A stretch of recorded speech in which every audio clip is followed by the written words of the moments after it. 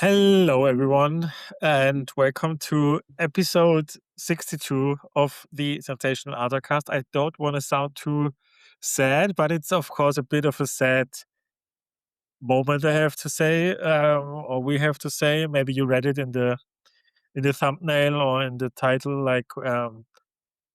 We have to end our podcast, sadly, and there's nothing. Yeah, it sounds maybe a bit like dramatic, but there's nothing we can do about it.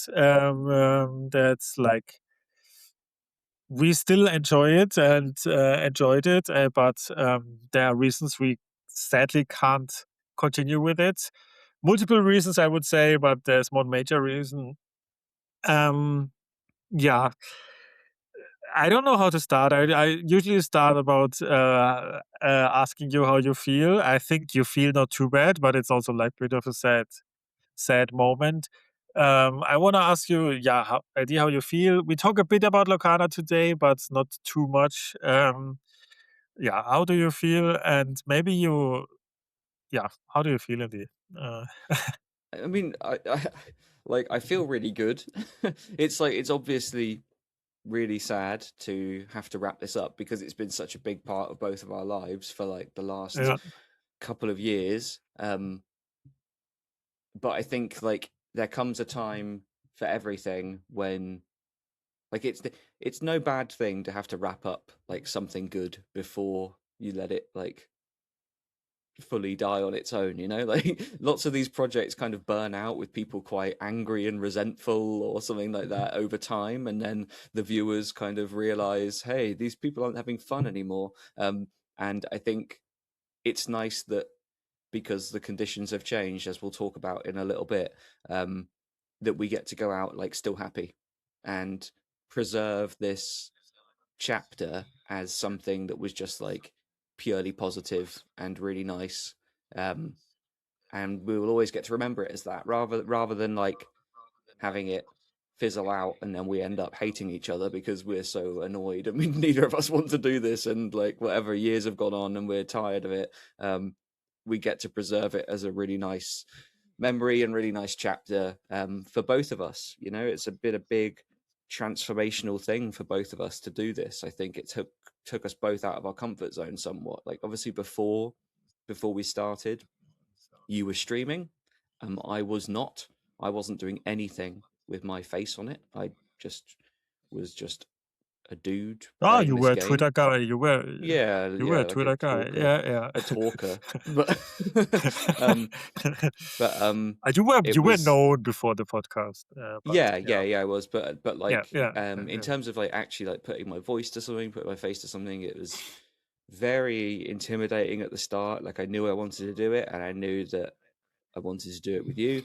Um, but it's been like a real transformational journey. Like look at like the casting. I've done the casting now, and that just never would have happened if this step wasn't there for multiple reasons. Like first of all, no one would have really known me and known that I had the ability to talk about the game, and also no one would have I wouldn't have had the confidence. So like I'm so thankful for the whole journey, and we will get into um a little bit of what's next and a little bit of what's going on in a while. But I've been playing Yeah. I've been playing Lorcana and having a good time. Like I've been playing core, and Mhm. I think I'll probably only talk about one deck today, but I really, really like it. And it's not the toys deck. I played toys quite a lot, and I do think that deck is legit. I think people are like some people kind of doubt it still, but no, I think the data is starting to come in from testing, and lots of people have found a lot of success with these Amber Ruby toy decks. Um, Post rotation, like you've got to look at it. It looks like it'll be an absolute terror. Um, with some fewer of these other, you know, like a lot of these big things that rotate this time round are blue and purple. And talked a little bit last time about like charting the trajectory of a couple of decks based on what we saw at the last rotation. So we saw this in the last two sets. So set 7 and 8, as we were when we were like filling up the format and we were getting towards an 8 set format, we saw um, Blurple come out of like obscurity to become a super super good deck, and then rotation happened, Blurple lost nothing, and it was pretty much tier 0 for a while.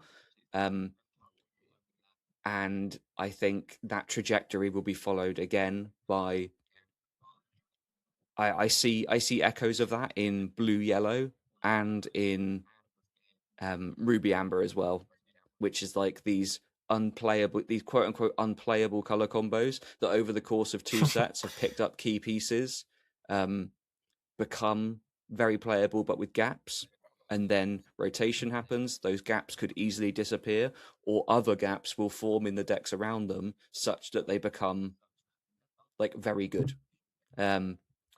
Yeah, to me those are massive ones to watch moving forward. I wouldn't be Mhm. surprised if that trajectory repeats itself, and these like yeah, I guess the thing to take away is like watch the rising decks right now. Like what is rising, what is like almost there and loses basically nothing.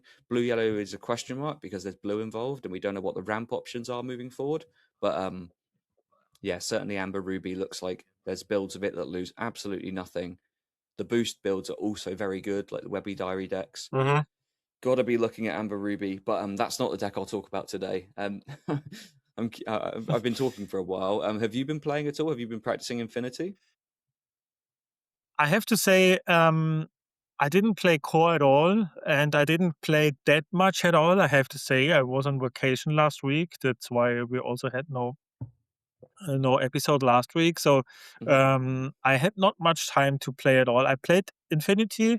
I have 2 decks to show also, which I feel kind of confident with. Yeah, I don't. It's very early about Infinity, especially like there could be so much. I don't know. I have like 10 decks in mind that could like be played massively, and we don't know against which deck we should tag. And every day it seems like a new super ultra breaker meta breaker deck seems to come up. So it's like, yeah, it's changing too much to play to show you full refined lists. But yeah, I think it is some of this. Yeah, we will talk about it later. I think we should start with your core. I don't know what the Yep. people are more interested in of core Infinity. So I talk about mostly Infinity, and you about core. I think Yep. that's cool. Um, Maybe you start just explaining the deck. It's a super deck, right? It's a red purple Yeah. super deck. Uh, Yes. This deck is like I thought. Like of all those different. Let's go back a bit. When we were looking at what's coming in set 12, I kind of huh. remarked on um a lot of these thematic decks, like a lot of these like thematic archetypes, whether it's toys or whether it's supers, whatever it is, they look like more pushed than usual. They appear to be more powerful. This is one that I just thought like, who cares? Like it's nothing. These supers, like whatever. There's very low payoffs. Um, then I played with this deck, Huh? and most notably, I was like smashing dogs players.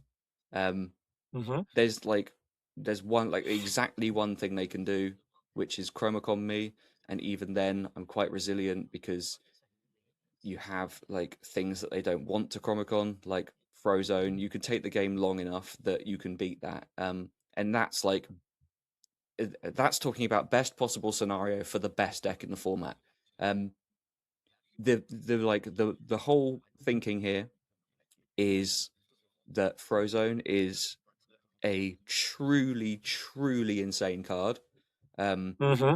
it is like Maui and Elsa together, like and quests for two. This thing is wild. When you just have a high density of Mm-hmm. supers, it does exactly what you want, um, pretty much every single time, and you just play high beaters that are also supers all the way up the curve, and then exert something with Isis on turn 4, exert something with Elsa on turn 5, exert something with Frozone on or Demona on turn 6. If you instead of playing a 3 drop, you can like shift your Mr. Incredible on turn 3, and then when you go for the blowout Demona turns, you're going to draw up to 3, and then take all your trades with your supers and draw up to like 6. You have wild curve outs that are all very well sized. You're naturally isolated against Under the Sea. Your worst matchups are like blue green and the control decks. You need some libraries to beat them.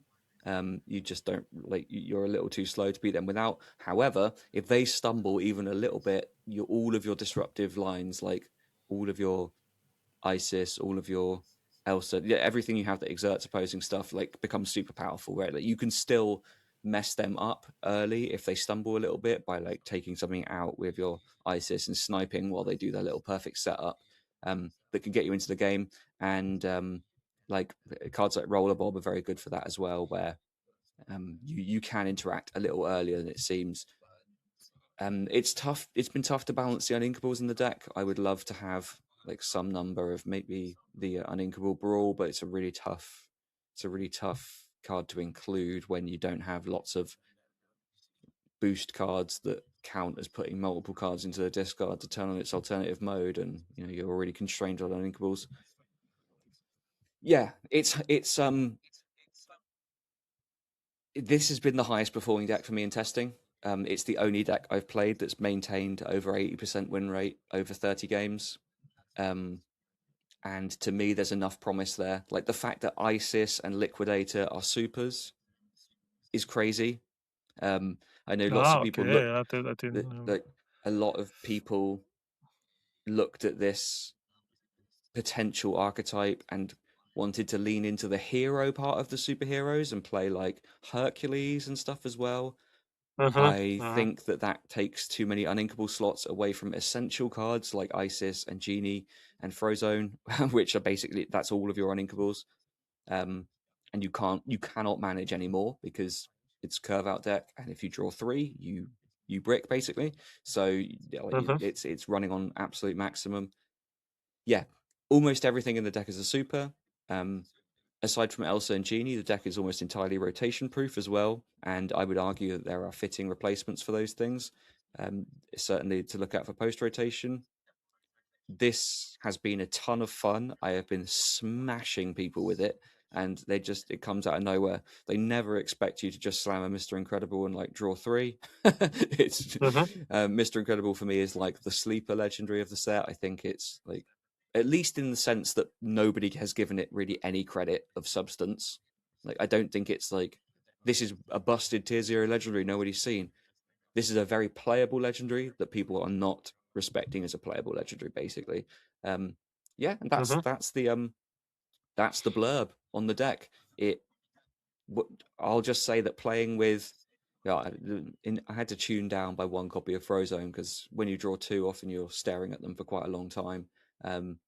But the card is absolutely insane. I was playing with 4, and 4 is fine as long as you don't mind taking some risks.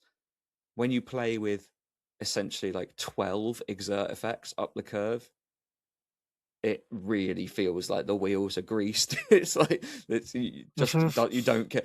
So much of this game now is devolved into like sitting back and setting up, and you're just like, no, kill your Uh-huh. thing, no, kill your thing, no, kill your thing, and then these decks just fall apart. Like, if you go first Yeah, against yeah, I dogs, can. and you pick something off with Isis, then they slow down, then they play their tramp, and then you Elsa something, you could like Elsa their tree to slow them down, and they're like, oh god, I didn't get the exact perfect turn 1 through 4. If they do anything other than nut draw you, you win. And Frozone coming into play, exerting a tramp and killing it clean on its own is like, mwah, the only sort of minor balancing effect for tramp in the whole game. So it's been an absolute blast. Yeah, having a ton of fun with it. Like I say, I was playing toys. I think there are enough versions of toys out there that I don't really need to talk about the deck. I think it's very legit. Uh-huh. The only thing I was doing differently to other people was playing Surface Stitch, and didn't see many people doing that. The toys deck Uh-huh. draws so many cards all the way up the curve that like I was easily inking towards 7 and higher in a lot of these games. And then Surfer just was like the icing on the cake for every turn. Uh-huh. You were just like deploying multiple threats and drawing, and then you just top your curve off with that. play a fatty and draw more cards. Like that, for an Amber Ruby deck that supposedly has no draw, it just prints cards all day long. So Uh, yeah, pretty high on toys, but like this super deck has been, for me, like in terms of like actually just finding something unexpected, this has been like awesome. I've had a lot of fun. Keen to know your nice. thoughts. Yeah, I think it's obviously very strong. I can totally see the deck post rotation. I didn't think about many cards that I see here at all. Yeah. But when I see your deck coming together, then I totally can see that. Um, it depends a bit also like how the meta will evolve, of course. Like if we have a lot of like I just um stall up and ramp up and then I board Yeah. wipe and then I do things, then it's probably so when I first saw this, I thought it's a bit the first reaction I had was a bit much Elsa, Isis, Frozone, Demona stuff, like all, but it's probably against all board-based matchups, it's like crazy. I can totally see Yeah. that. And It depends. Yeah, again, if we have like how can I say like a traditional red purple deck or something, or like a blue red or something that doesn't care about exerting their characters at all, then you probably sometimes would have a rather have a bit less ISIS Frozen stuff, yeah, but yeah, Frozen in itself is probably good enough. But yeah, so maybe yeah, but a lot of cards here I can totally see them shining. Mr. Incredible is also a card I think sadly loses a bit of value if people know the card really good, like hmm probably or know that it can come on turn 5 or can be shifted. yeah, So but still probably is good enough. Reminds me a lot of the Queen of Hearts, actually, yeah, the yeah, which also was playable, but this is better stated and stuff. So I think this is a better card in general. So I get it, of course, a playable. I also like the 5 cost, Mrs. Incredible. I thought this was underrated a bit yeah. because Very like much so. it's crazy body, and then yeah, you can do so many stuff with this. I think, and yeah, very versatile card. I cannot see Cheshire Cat going away, so I think every deck with Cheshire Cat will probably still be also like Yep. and as you said, it's very resilient to rotation. I don't think Genie and Elsa are like the most important cards in this deck. So No, they're not. They're so just good, which is crazy. yeah, yeah. It would be. I don't think that's too hard to find replacements for that. Yeah, I totally can see that, and I've for all yeah, I could totally see you crushing dogs with this, and it's so hard to say um how the it depends a lot on reprints and stuff, and it is really hard to say for me like Yep. how the environment will be post rotation. But I can totally see that you crush people with this. Also yeah, I can totally see Frozone being completely broken on curve. Yeah, not only on curve. I think Quest for 2 is, like, ridiculous, I Yeah, think. that It's, is yeah. It's so easy. I mean We've seen so many of these big uninkable rush characters that I think it's really easy to yeah. lump Frozone in with them. Um, he is so much better than any of them. Yeah, This yeah, card is so ridiculously slept on. It's like again because yeah. it's I called it, by conditional. the way. I called it. Yeah, I yeah, just wanna say that, you but did. I called another card, which I no, I didn't call it, but I thought it. It's again like the same as last time. Which everyone is crying about, is Merryweather, like the 4 cost, 4/5. Yeah, yeah, Ward character. And I thought when I saw this guy, "Oh God, Blurple just played this turn 3. How can you lose against Dog?" And it's the same, and it's exactly like that, you know, like yep, it's exactly that broken. Like 1 turn earlier, the 5 cost, what was it? The Scuttle. yep. It's very and yeah, I can totally see the deck. Demona will not go away. Cheshire. I don't think purple will still be very strong. I think just Demona and Cat Yeah. Yeah, but This is so you'll still powerful have cards. Hades as well, which I'm not playing here because Yeah, it's so Hades, dense on true. critical fives, but Hades will be in all the other purple decks. And also the guidebook, we will search for card draw then Yep. probably. So they I think probably is not they lose much, but it's not. I don't think it's like the worst color post, but it's very hard to say, of course. Yeah. Yeah. Yeah, But yeah, cool. I'm glad that you they found. will have to like find ways to outgrind Amber Ruby, which sounds weird, but like the Webby's Diary Mm-hmm. decks. So I played a test game with this list last night, and I played against Amber Ruby Webby's Diary, Mm-hmm. which I have no way of destroying their diaries. They can over time Yeah. grind, and they have board sweepers, and they have like over time they can grind out. And I won by decking them. I literally just killed all of their threats. Just anytime they play a boost character, just kill it on sight, sniping with something, let them clear the board, and then you've got so much rush, so much stuff like that. Just like rely on the fact that their deck only has so many of these things. Like they inked one shark, and then I killed all three other sharks by trading with Mrs. Incredible, and I just waited for them to draw out their deck. It was one of the most insane games I've ever played. Like they were drawing more cards than me. That's Like crazy. you've got loads of cards that don't do stuff, and you're inking like crazy. And you can't quest. Like everything they play is like a one quester. They're on 6 lore or something. And I'm like, I think I can like 6 cards left in deck. Like I think I can just like pass the turn back while you quest for 1, and then you and let That's you lose. crazy. Yeah, really crazy. But yeah, that's a bit of an edge case. I do think the Amber Ruby decks are very, very good and will be very good post rotation. And yeah, I know that, like obviously people's minds are on Infinity for the DLC. Some people will be thinking about Core. We've got a double invite CCQ for Core at UK Games Expo that I'm casting. Uh, And so that's a big reason why my head is in Core. I want to know about the format, but it's also a uh-huh. very, very short format, which I think is good.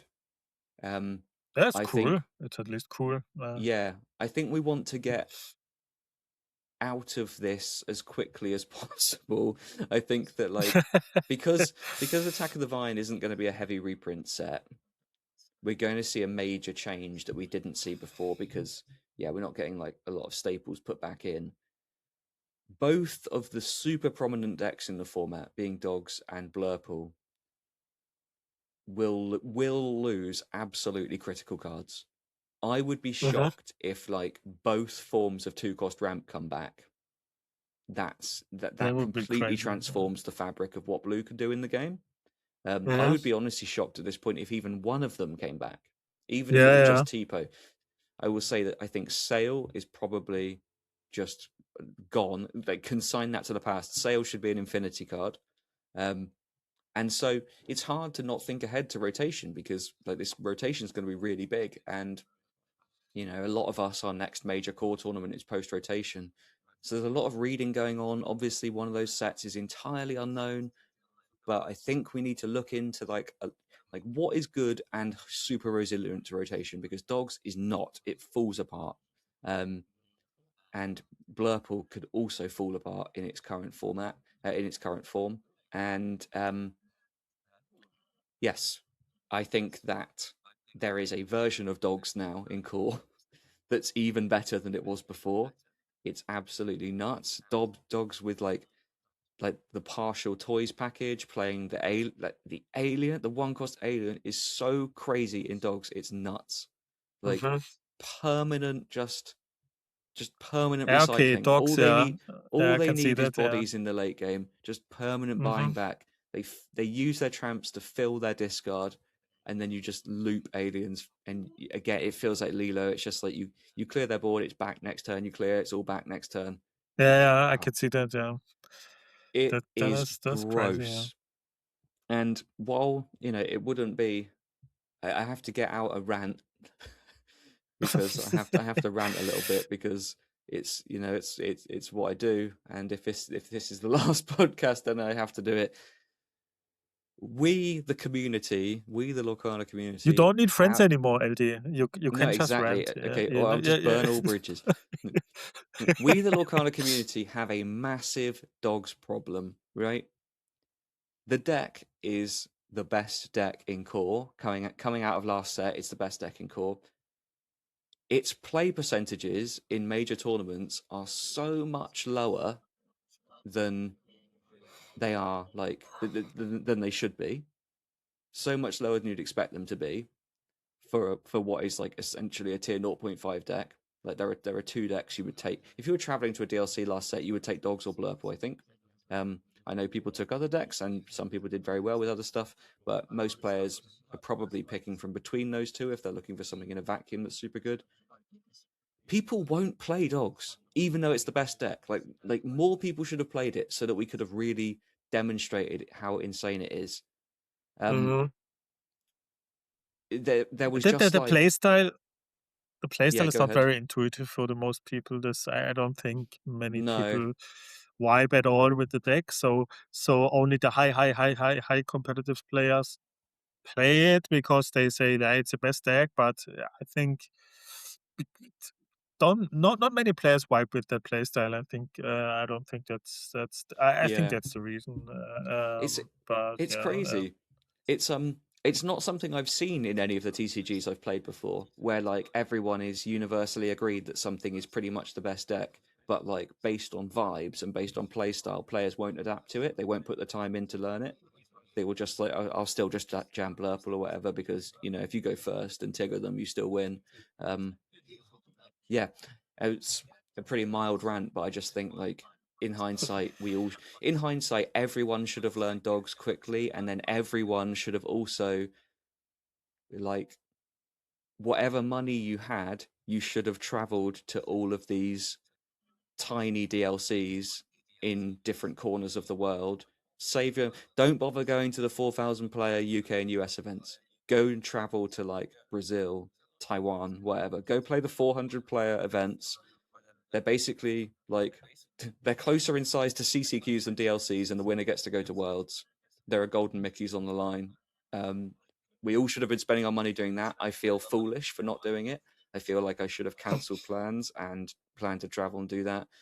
Um, there's probably like 10 players globally or so that just seem to pivot into Dogs, travel the globe, like the traveling dog circus, earn major rewards for doing so, and I think that the decision to do that makes them the smartest players in the world. You know, I know most of them; they are smart guys, but like the the actual choice to do that and to allocate their time and resources to doing exactly that is the smartest decision they made in the whole thing.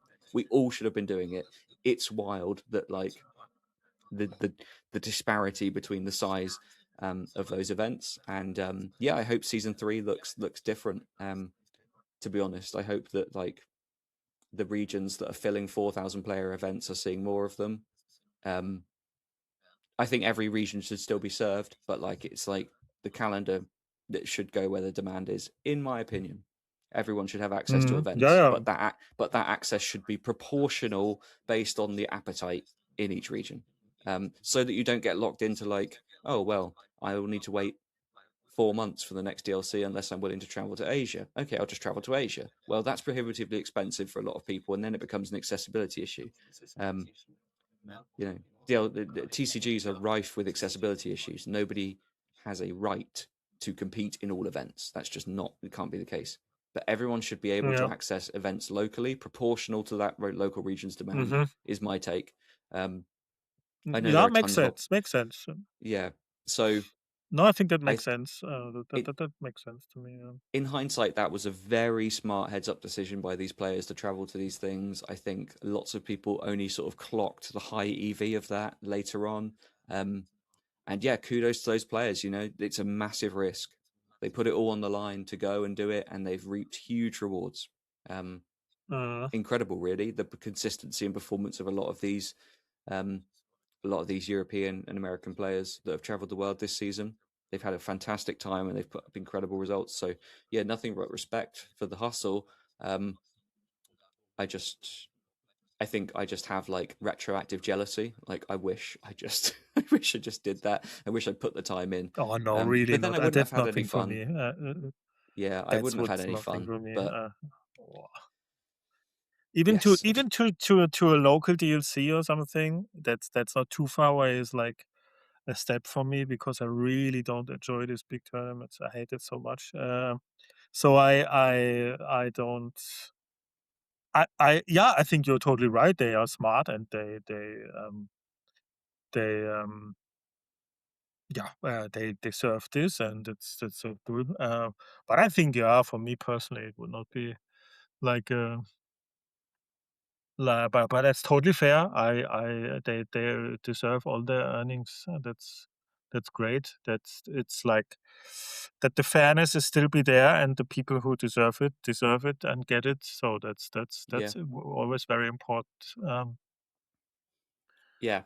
And Yeah. while like while on the one hand, like it's easy to say, hey, these are basically like the double the size of most European CCQs, but with an order of magnitude higher rewards, like Mickey's Yeah. and Worlds invites. It's easy to say that, but the players that did make the choice to travel, it carried a high risk for them.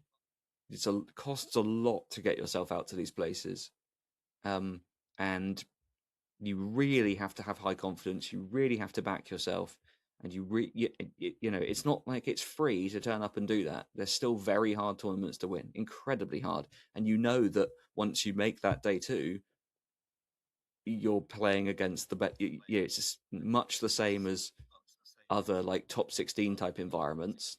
It's the same players, it's the same names every single time, and it doesn't matter where you go in the world, you're going to play them, and it's going to be incredibly tough to make it through that field. So, yeah, by no means do I want to give the impression I'm saying it's like free. I'm just saying there was a different value proposition to these events in season two that the smartest players obviously realized and committed to. Kudos to them for taking the risk and backing themselves. I would be too much of a coward to do it. I was too much of a coward to do it. Um, but yeah, you I got to think have it would not guts. be your thing. No, I don't think you should be you should feel bad about this because I don't think that's something for you. I think no, maybe I am reading you wrong, but I don't think no. You're it's completely right. yeah yeah Yeah, you are yeah completely right, and it's the same for you, right? It's like I think yeah in I TCGs you kind of feel pressure to be everything. It's one of the main things I've discovered is like over this journey, the last few years, I feel a massive amount of pressure to be everything, everything at once. mhm Like mhm I want to it's be not this. possible basically yeah Yeah, I want to be a content creator that puts stuff like this podcast out that people enjoy, mhm and then I go to these events and it's fun to chat to people, and I want to shake hands and say hello to people and be like a friendly face that they recognize from the content they watch. I also want to be like a stone cold competitor that turns up and seemingly feels no emotion whatsoever at the same time. You can't do those two things at the same time. I want to yeah sit at home it's and hard think yeah carefully about the game, and then I also want to be like a world traveler. I tell you, the brick wall that I hit this year that a lot of players will relate to is literally just vacation days from work. Like I took all my vacation days to go and cast events, and then was like, "Shit, I can't play. Like I can't go to this stuff. I can't take any more time off work." Um, so yeah, like trying to be all things to all people, and then like, well, I want to go all in with this stuff. I love this TCG stuff. Oh, I actually have a career to maintain. Oh, my job is suffering. Oh, my relationship is suffering. All this stuff. It's like trying to be all things to all people is not possible, and at some point you have to just like refocus on what you find most fun. And I've definitely lost sight of that a few times over the last few years, and had a really mm, poor balance with it. It's just a matter of finding the balance that's right for you, isn't it? Like I know that's yeah something you've struggled at times with as well. yeah of course like especially like I mean, it's the last episode. We can talk about it. It's like I didn't want to do all this timeline since set 10. I didn't want to be so negative or something, but really struggle to enjoy the game for that time. I struggle to find a deck that I really enjoy also. Like I need to vibe with my deck. That's also something Mm. I can say.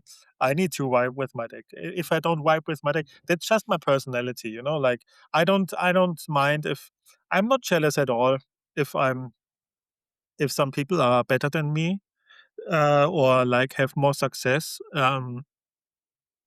Um 'Cause I know myself and I know I have to vibe with my deck, otherwise Mhm. I don't have fun with the game.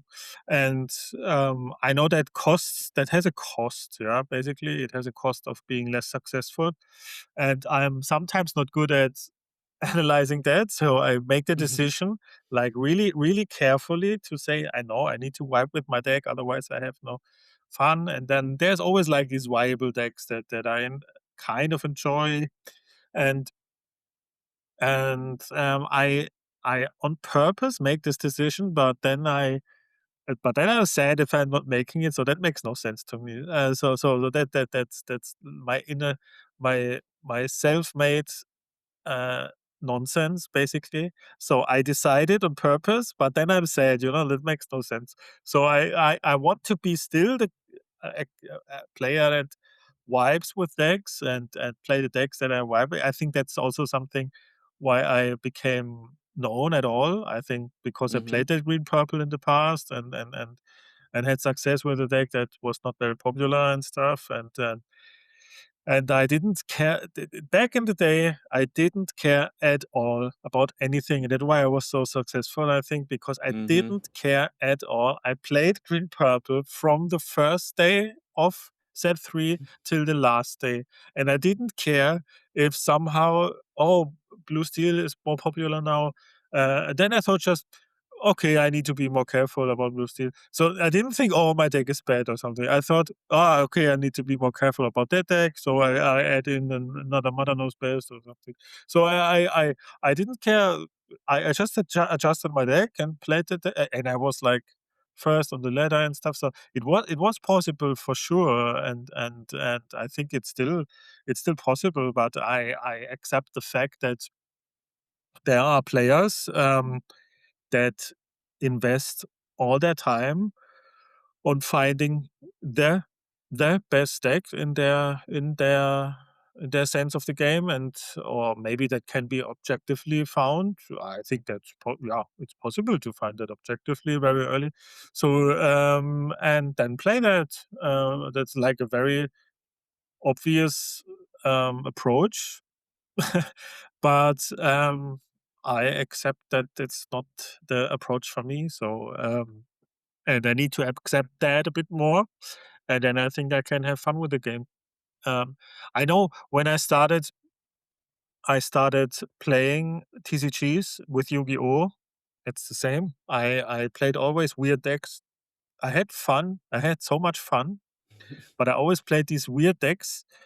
And I had decent success, but not like I was not one of the best players of the world. Of course, I was young as well. So, but I didn't care. I didn't care. I always have the most fun when I don't care. I think that's for many things the case in life. So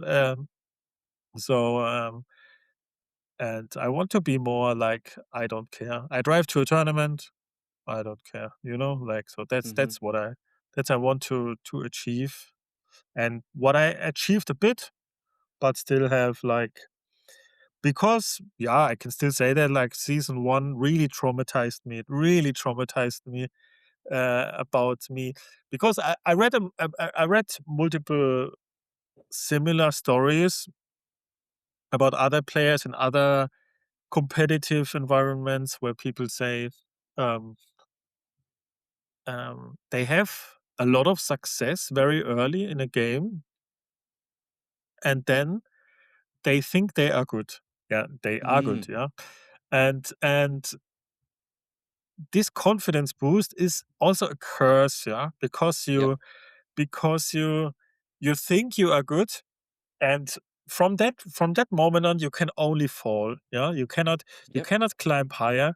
You can only fall, and so every step you do from that is like um how can I say, confirm that it's still the case that you are good, you know? Like Yep. you can't achieve anything. You can only like confirm that still that you are that good, you know? Like Yep. so when you reach like back in the day we had a simulator with the which we very much played. When you reach rank 1 on this ladder, you were very, very good, yeah? So, and then you can only fall from that spot, you know? Yep.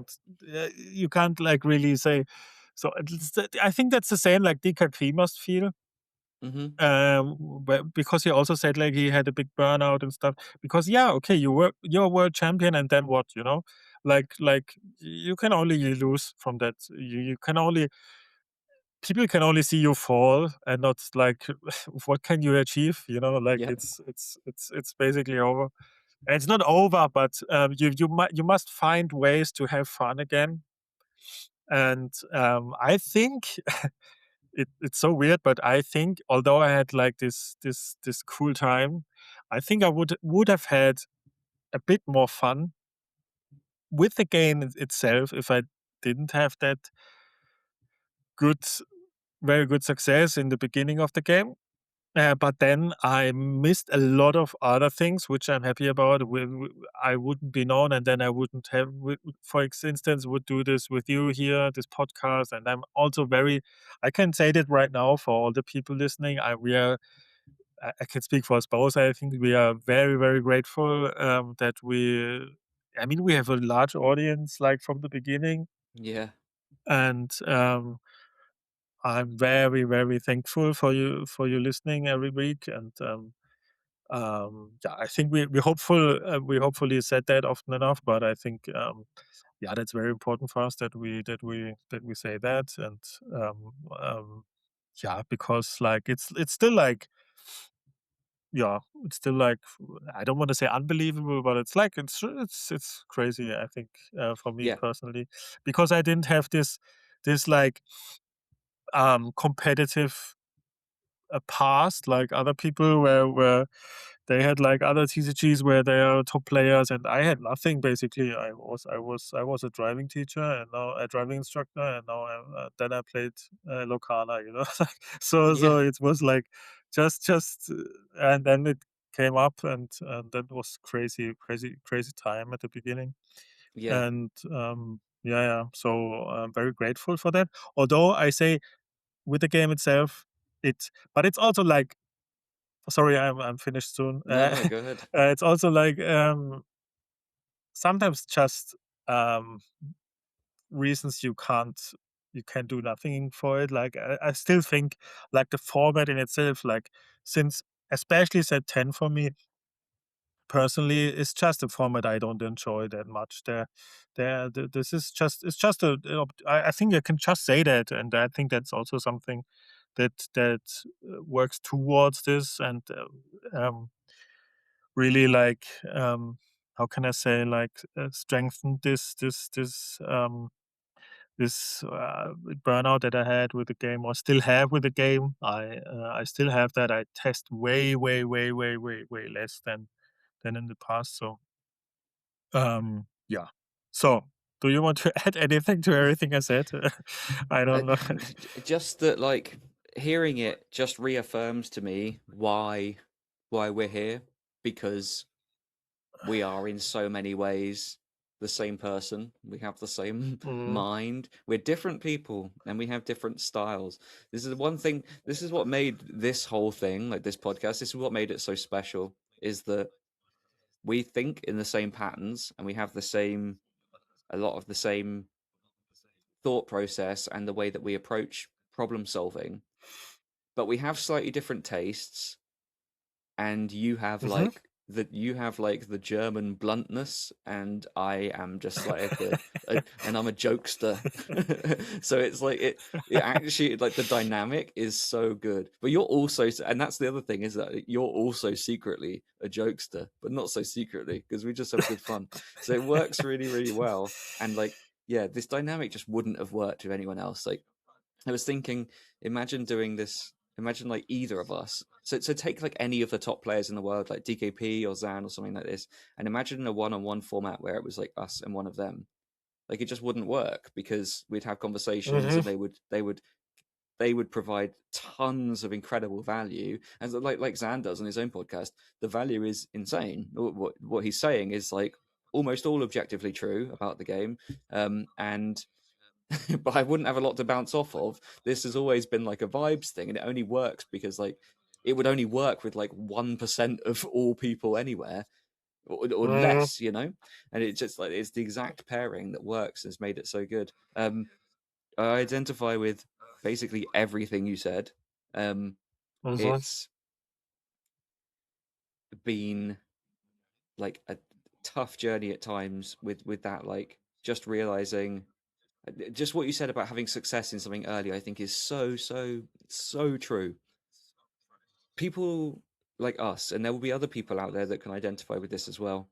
You have this kind of your brain is kind of coded towards problem solving, and it likes to dive deep on a new challenge.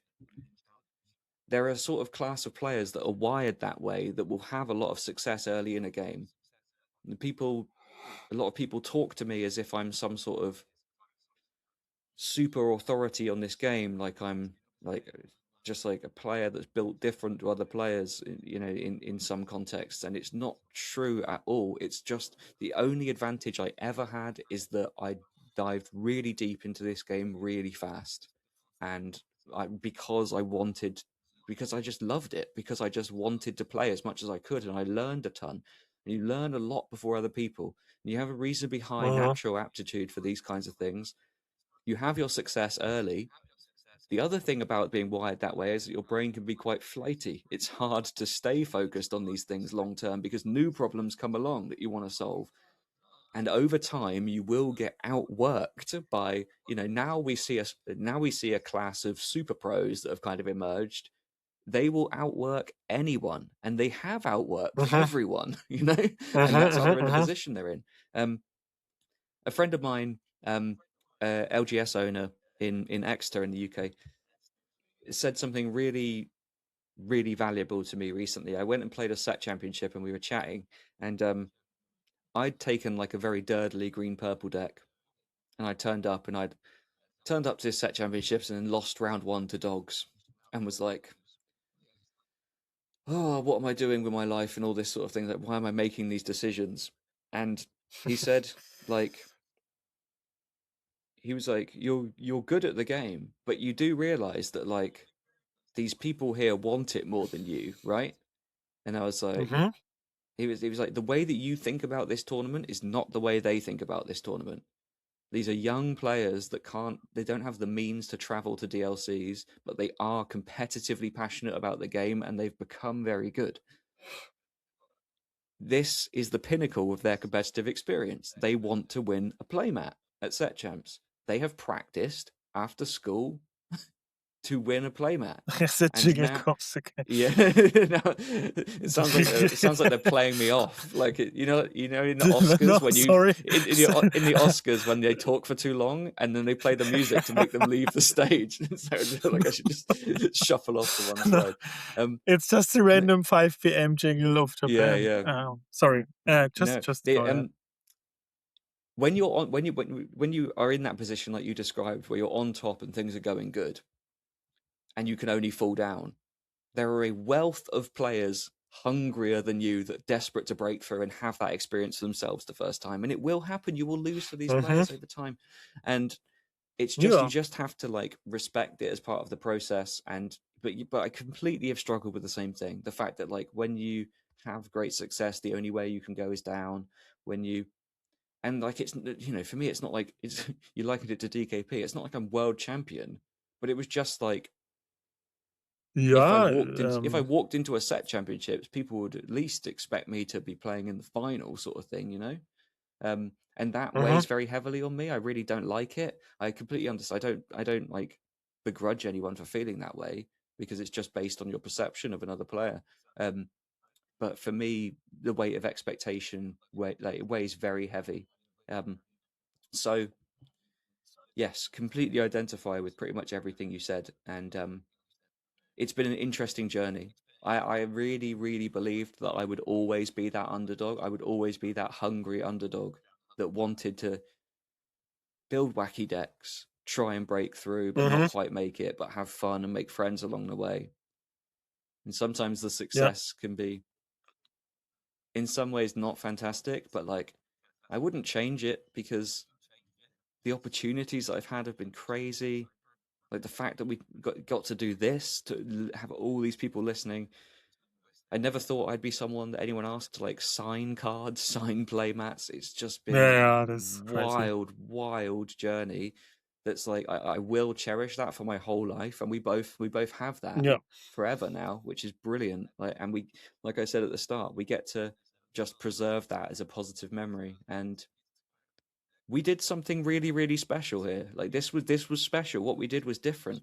We set out to do this because we have a different perspective to a lot of players. We wanted to let some air out of the ball and have some fun with it, while also like providing valuable competitive insight while having a lot of fun. Is really hard to do, and we did it, and people loved it, and that's really nice. Like that's really special. We'll always have that. We added like whole words to this game's lexicon.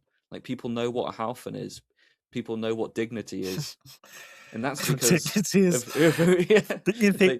they know the Dignity is nebulous our concept of most dignity. important. Yeah, Dignity is our best creation, I think. yeah, People without us, people wouldn't know what dignity in the TCG is. So, yeah, and we and still can't explain it, but it's very easy to say. I think when yeah, I see a new deck, for instance, yeah, yeah, I still think most cards are dignified in this deck yeah. in Demona itself. though is Like not that, Demona's not dignified. No. outside of the mode is Yeah. completely undignified. But the problem is these cards, yeah. When I see your deck, they are still dignified, yeah, but they Yeah, can easily turn to being undignified. I mean, Frozen is a card that can be in maybe one or two sets is completely yeah, undignified to play the card. yeah. That's That's that's a good like lasting legacy for the concept of dignity from us. Is like if you watch how much it changes. I think Frozone is a good one to watch. Like Frozone right now is very high dignity. It's like a cool yeah. character. No one's really playing it. It's like in many ways a max dignity card. Um, Come back in 6 months' time and tell me how dignified you think Frozone is, because I think you might find it. I'll check comments on this episode. I want to see how that I ages. think, Maybe the card does nothing, but like I think in but I six think a months' lot time of you'll cards hate in it. here, yeah, that can be. But I think a lot of cards here have good odds to be still dignified. I think Violet, Par, Yeah, Nigger Dark, they yeah, can they can they have good chances to be still dignified in itself. yeah. Like, but Yes. Two watch cost out, four watch out. twos. Two cost four twos will always be dignified.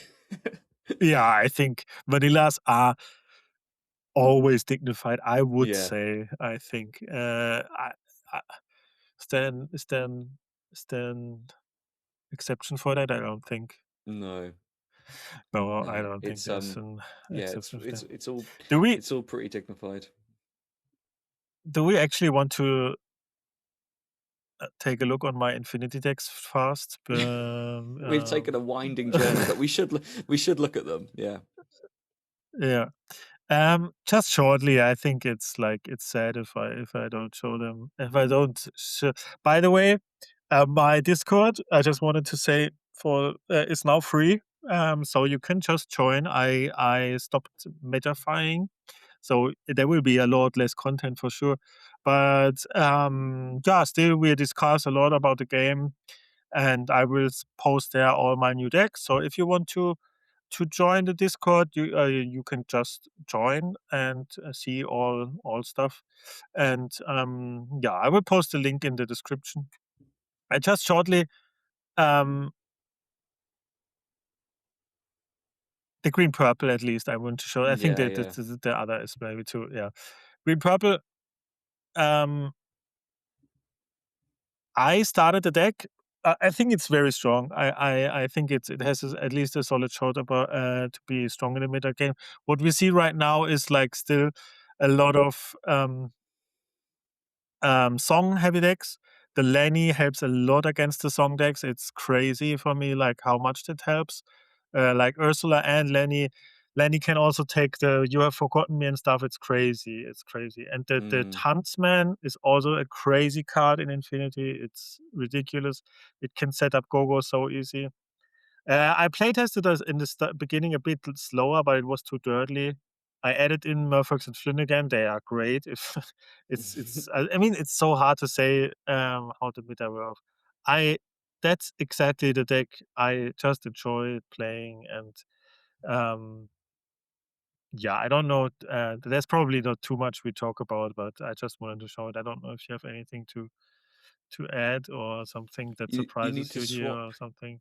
You need to swap your two minis for buzzes now, so that Yeah, that's true. Yeah, so it that's true. threatens the Yeah, shift. Yeah, yeah, that's true. Yeah, um, also it's a better bus is better. yeah, yeah. Buzz is a Yeah, better character. Yeah, I'm not surprised to see the Huntsman performing well in Infinity. yeah, Like I think we're completely right to flag that up. Yeah, super good. Man, it must feel good to play with Crab again. yeah. Oh, And I want to love say Crab. something to to um to Ravensburger. I think they should they should adjust. That's I'm really serious. They should adjust Ward in a Yep, sense that in other TCGs, Ward does only affect spells and not characters, yeah. So yeah, that's a way to weaken Ward because Ward is so absurdly broken in this game. yep, Um, there's no way to play around it. You're completely free to play your Meriwether's, Prince John, and Muses. There's no way. So if they could be kitted, for instance, or something, or Medusa or something, they need to play a lot differently, and maybe they get too bad these cards, but still we need a bit of counterplay against what characters. I mm-hmm. think still I know there are now Demonas and stuff, but also the Merryweather, these cards will shine in the future. I'm very, very sure these Ward characters will be so broken going forward. I'm really sure about that. Um, but yeah, we need to see. I think there's a way an aggressive green purple deck can will work. I'm pretty sure about it. Gogo plus Gold is so broken still. I don't know. It's sometimes so easy to win games. Mm, It's and people are playing weird stuff, yeah, to counter each other.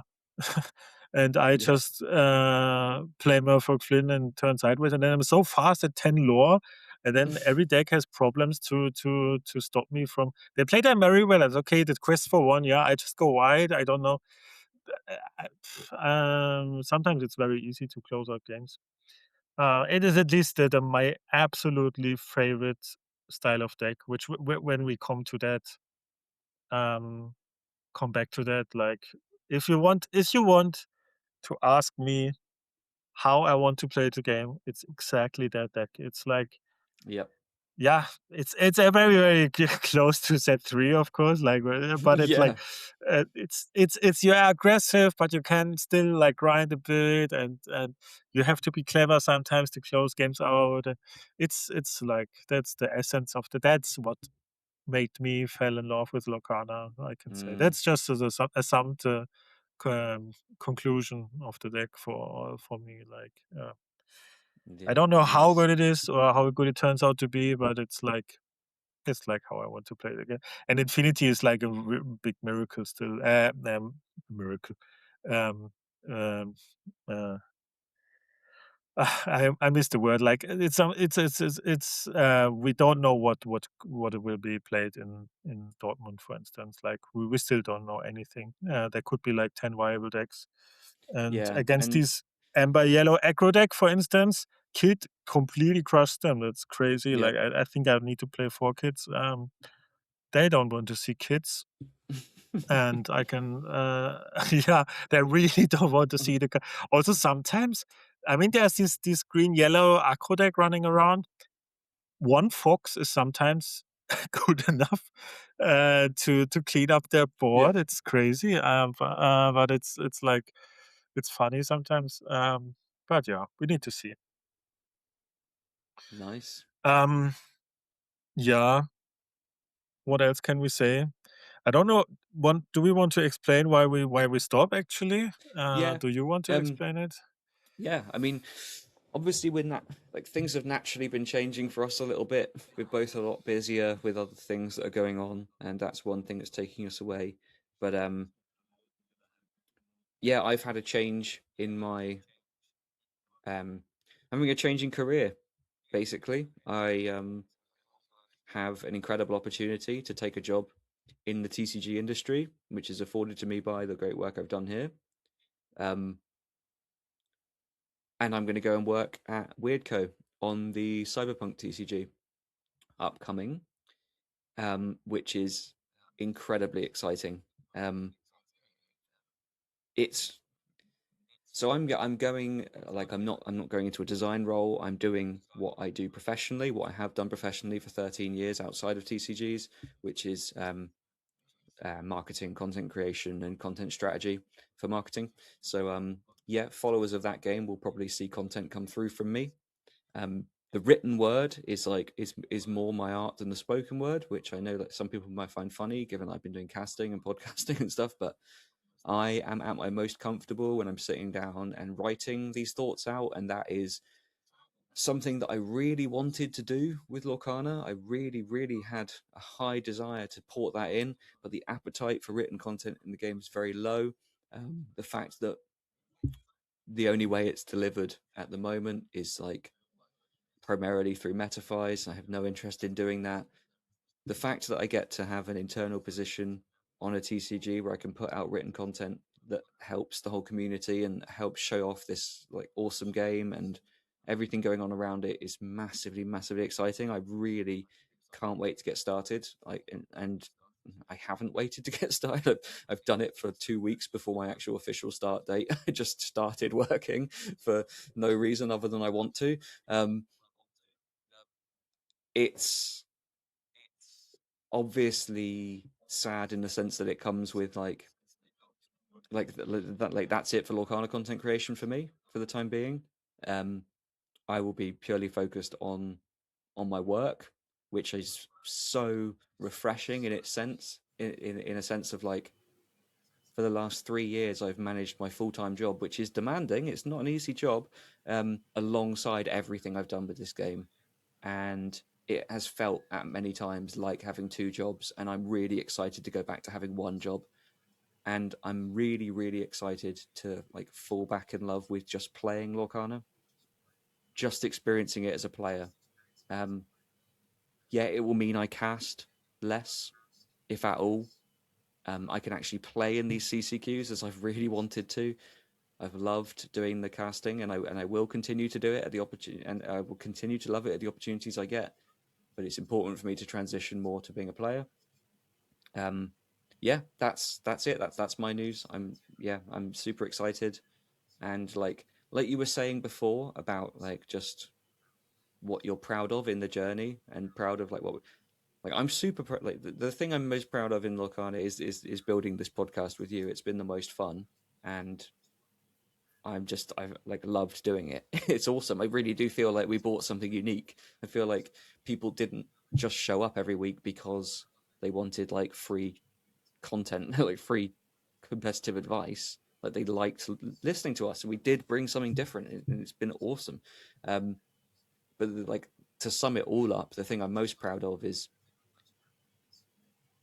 I was reflecting like a couple of weeks ago. I was reflecting back on like the very very start of things, and when the game first came out, it's like August 23.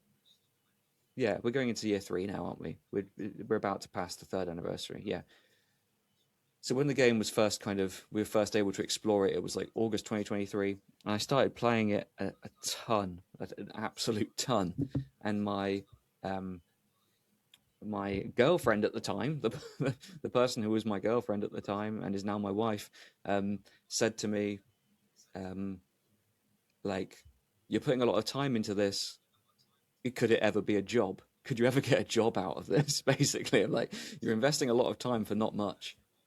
And I said something to the effect of, um, "It's incredibly hard to get a job in this industry. Um, if you want a route in, you essentially need to become like a known player, then get like very known, get in front of have the company notice you, get a foot in the door, do some work for them, like like have some high level tournament success, then work nicely with these people, get involved in these events, you get your foot in the door this way, and listed all these steps you would have to go through to get into a position where someone might appreciate your position enough that you could leverage it into a job in the industry.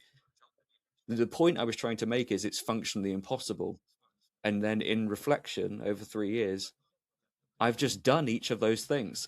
I really like looking back, like, yeah, I just did each one in turn. I just played the game a ton, then made content, then started working with the company, then like, yeah, did each of these things in that order and just did it. And now the opportunity is here to actually like change my career into being in the TCG industry. And I am most proud of that because like we have fundamentally super high passion just for trading card games and just for like what they mean, and there's no better example of like the connection that games bring than out of friendship for me. So I'm Yeah, really like I'm really really passionate about doing good work in this industry and just like making sure that other people could continue to have that experience, and being on board full time with a company is just something I can't turn down. The opportunity to influence the game and the way that we engage with the community is, yeah, I'm super super excited. Again, going for a long time, but that's the big change that's happened, and I think that yeah, like people when people hear it, they'll get it, and I am, yeah, yeah, yeah. just For me, super proud to be in that position. yeah, I can totally say that. I can totally get. I remember just when you said like, yeah, I don't know if you say that here, but I think I can say it's our last episode. Like Yeah. when you say like, I just want to say why also Lorcana means so much to me. Hmm. For all for the beginning, because like because you said like I just remembered right now when you said like 23rd of August, Mm. like 2023, when Lorcana came out. I know also like one good reason why I started Lorcana was like also like 1 month before like the game came out, my father passed away, and then that's also something that Lorcana was really helping me a lot in that time, because like I was so distracted. I was actually able to dive into this game and think a lot about it, and that distracted me from thinking about this time and how that felt. And yeah, that's something I just want to say, and that's something I will always remember, because I think I will take a huge step back from Lorcana. I think probably people won't see that much from me anymore, I think, and I just want to, in the end, say like how thankful I am for the game, just for that. And I don't know why I said that. I think it's okay to say that. It's important to say that. It's Yeah, really yeah, important. yeah. And yeah, that's. I think it's just important for me to say to the people that's one big reason why Lorcana was so such a big part of my life, or like a big, yeah, will be always like. But I'm always also like always a person. That's always also where I stopped being like a driving instructor, because like I'm always like this guy who's on the. My wife always say you're on the jump always. You like you can't stay in the same spot. Yeah? If I have a job like for 5 years, I need to do something else. You know, like it's also like maybe that's also a bit about Locana, because like it's the same. It's the same. It's the same. Yeah. You I mean, there comes new sets and stuff, but you know, it's like always the same. There's a new meta game, new stuff. So I'm always like this. I need new inspirations in my life always, and um, I will probably never be able to do at least exactly the same job like for a long time, and that's also why, yeah, maybe I'm also like a bit like just tired of I don't want to say of Lorcana, but of this competitive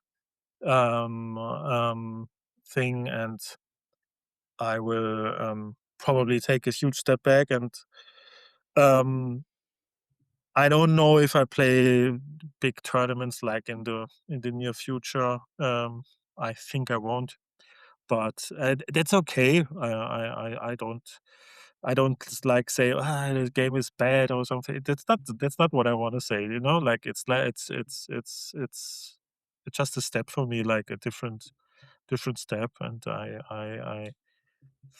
I hope people will understand this. Yeah, yeah. Mhm. I'm sure I they don't know. will. Like, yeah, I think lots of people will relate to lots of what we've said in a lot of different ways today. And yeah, I completely, Yeah, you don't have to convince me. I think the exact same way as you about almost everything. But yeah, what we were saying about like having that brain that dives deep into into problem solving with new problems. I think that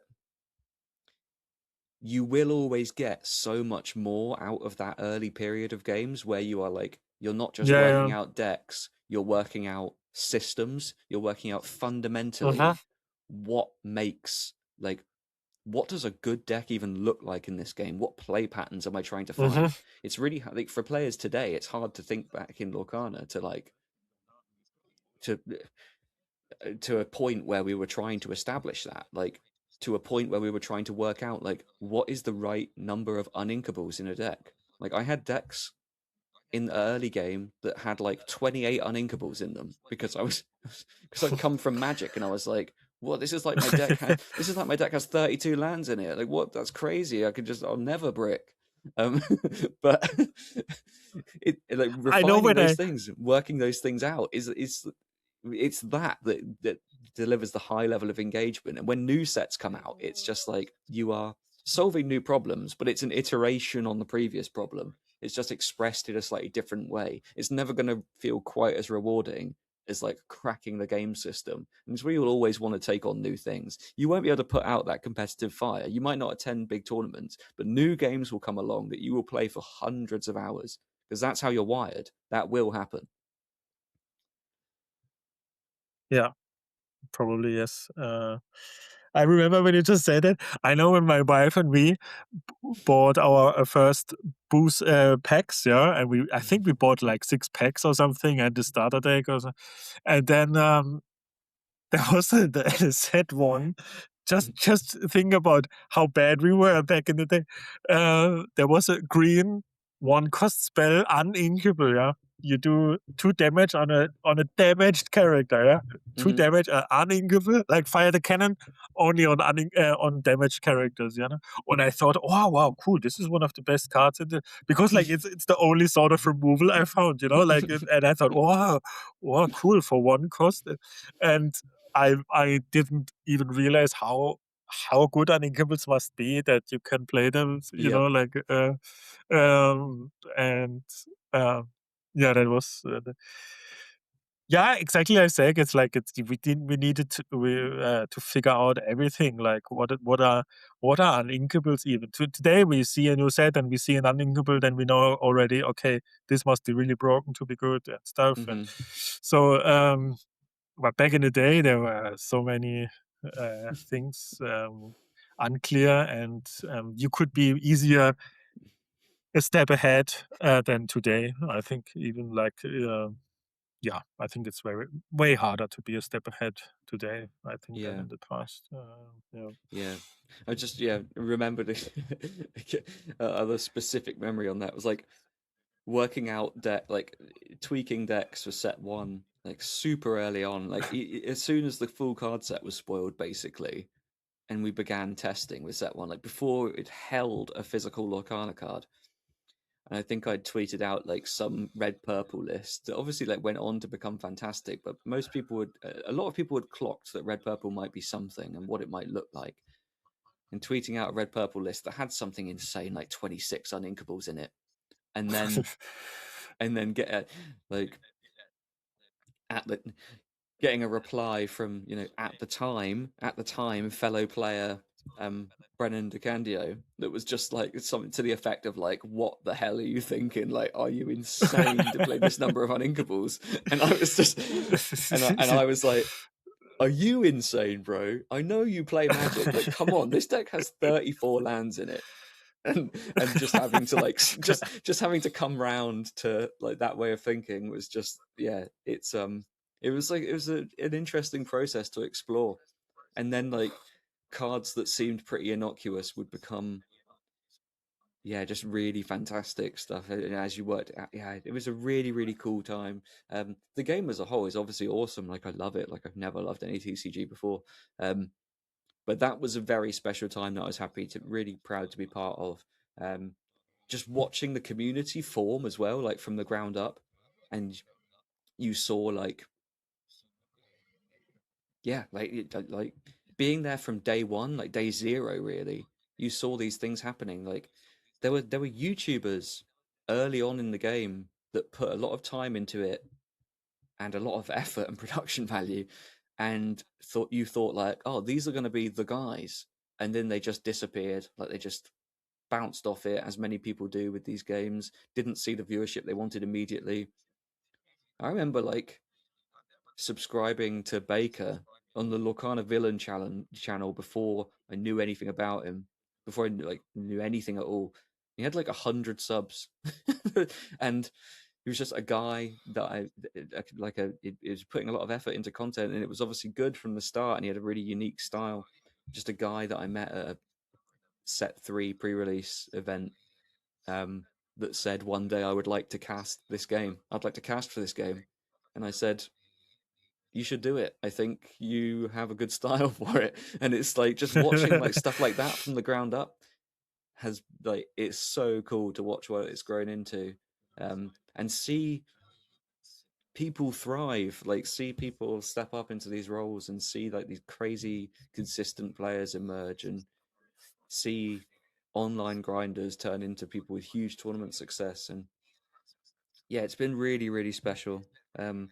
It feels a bit like, because we're wrapping the podcast, it feels like I'm kind of drawing a line under my relationship with the game, but I'm not. Like, I love playing it. I'm going to be enjoying this game as a player, and I still want to hang out with everyone. I'm kind of interested to see if people switch up on me if I stop producing content, to like, some people stop being nice to me.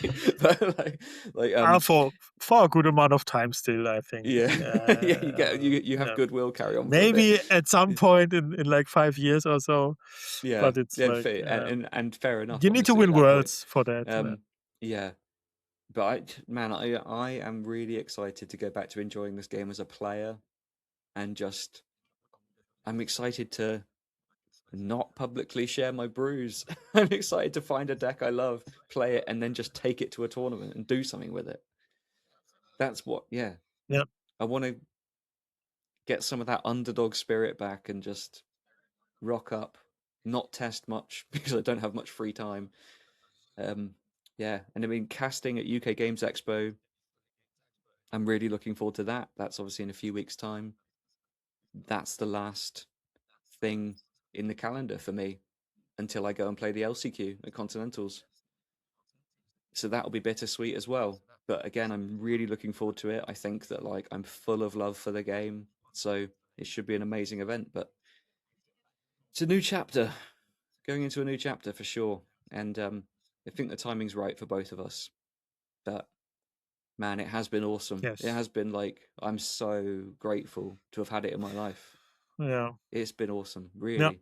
Me too. I really was very, very like excited every week, because we always record it on Monday Yeah. most of the time, and then I always, oh, cool, Monday podcast again. I really was enjoying it. Yeah. Um, yeah, it sounds like too much of a like a closed chapter. I think Yeah. I'm not vanished from the world, and you neither, and we will, and you and people can still contact us, and we Yeah. I'm still, like I said, I have this Discord. I will still play a bit, probably, but way less. And you can still discuss also like off-topic stuff, and it's not like, and or just ask me what I think about it, or just with my community talk about decks and stuff. Like there are multiple Discords again. But yeah, yeah, I don't know. Is it time now? I don't know. Bit emotional, right? It's yeah. There's Yeah, I mean, there's no way for it not to be emotional. Like yeah, I just think that there are a lot of people that listen to us that still fall on that side that we were on before all this happened, where they kind of saw themselves as perpetual underdogs, or maybe still see themselves that way, that they're like trying to break through. They maybe, they're not driven by desires to become world champion. They just want the validation of proving themselves, and they want to do it their way with cool decks, with creativity. People that maybe don't approach the game in like a purely studious way. I know there are lots of people who will religiously follow top player metaphys and stuff like that, and see that as the path to success. And it is a path to success, but I think we speak to a slightly different audience. And yeah, if there's any thought to leave on, it's like, if you want to do this, like, you can. It's not out of your reach yeah. at all. It felt entirely out of my reach until it wasn't. You just keep going, and the conditions will align, and it will be your turn. Um, and yeah, list off all of the things in front of you that feel impossible, and then do them one by one, because I did it, and it was, and it was awesome. So yeah, just I guess we've always kind of pushed the people listening to back themselves a bit and keep pushing. And yeah, I hope that lots of the people we've connected with have all the success they want to moving forward. Really, it will always be one of the great like privileges of my life to have brought this to people for such a long time, and to have people enjoy listening to us so much. And yeah, like I say, I'm really glad that we get to close it positively, rather than burning out, Yeah. being bitter, or falling out with each other or something. As all the way like a lot of these things tend to end, is eventually people start bickering, and then they just stop showing up, and then there's no more podcasts. So No, we will for sure stay friends. yeah, of I'm very course. glad also that I can say personally to you. I'm very glad that I found a very good friend in you, and Yep. yeah, I think that's something that's also something very good for me, because yeah, yeah, it sounds all too like too close. Like we are not like leaving the planet, like it's Yeah. like not like we are not jumping into a rocket and fly to the moon or something. We are just yeah, doing stopping the podcast for now. So yeah, We're both very, very emotional people, so there's no way that it couldn't be yeah, emotional. We couldn't just let it go. So yeah. Yes, that's true. okay, Okay, I think that's it. I think I think that's it, right? I think so. Yeah. Just at the end, I want to say again, thank you everyone for being on this journey with us. For a lot of people listen to the podcast nearly every week, and I'm very grateful for that. And although we couldn't like, we are all like, we are this weird guys, like we are not like this super super super super high competitive, and most of the time people want this super super super super high competitive content. So we are glad we got a very good audience without being like too crazy deep into this high competitive stuff. I mean, we are still high competitive, but it's not like this super top end. And yeah, we, or me, I can say it for me now. I'm very very grateful for everyone, and I want to thank you everyone very much for that supporting us, for being on that journey with us. Yeah, Yeah, I agree. yeah. Thank you very much. Yeah. Yeah, I won't add Uh, any more after that. At some point, I have to stop talking. That feels like a good point. yeah, yeah, yeah, yeah. Okay, so we close this out. Thank you everyone for watching, and we wish you a very good time. And thanks again. And bye bye. Bye bye.